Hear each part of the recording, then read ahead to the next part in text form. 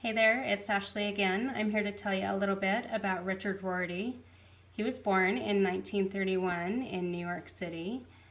His parents were James and Winifred Rorty.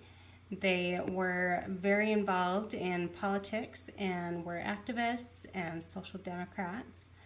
They were involved a little bit in communism, but quickly left that. And when Richard was about a year old, they moved out of New York City and into a rural town in New Jersey where he grew up. Um, his childhood was described as solitary and bookish and unusual. The family was also said that to be unusual. Um, he was an only child and grew up with a lot of the socialist um, party coming to visit, being guests, and one of those guests was John Dewey, who introduced the idea of pragmatism to him, which is thinking very logically and um, questioning things about different beliefs that you have, and that kind of sparked his, I guess, wanting to know more about philosophy and how to study the mind. Um, he was very, very smart. At 15 years old, he went to college in Chicago. They had started a program where they invited high school students to come and study, and it was called the Hutchins College. In 3 years, he got his bachelor's degree.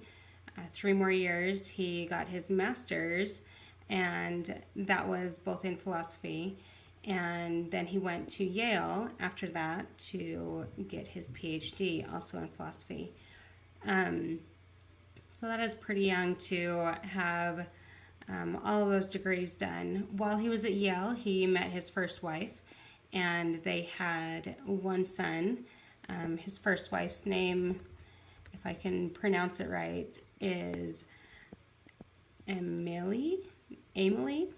And her parents did not want them to get married, but even after her parents protested, they got married. They were married for 18 years, and then he got a divorce and remarried Mary Varney, who is actually a practicing Mormon, which is kind of funny because he was a very staunch atheist.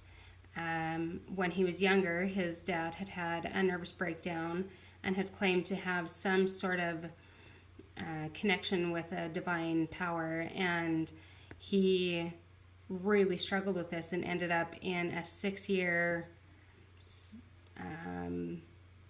depression, I guess, and found himself in some different studies to figure out, why in the world his dad had thought that, because as he was growing up, that was never something that they discussed in their home.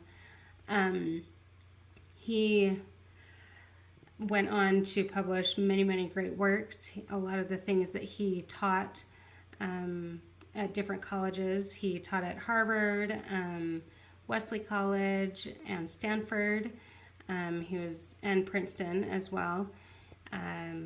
Very, very well known, but very controversial because he had the pragmatic stance that everything should be questioned and that nothing came to pass by it actually being there, that you create everything that happens.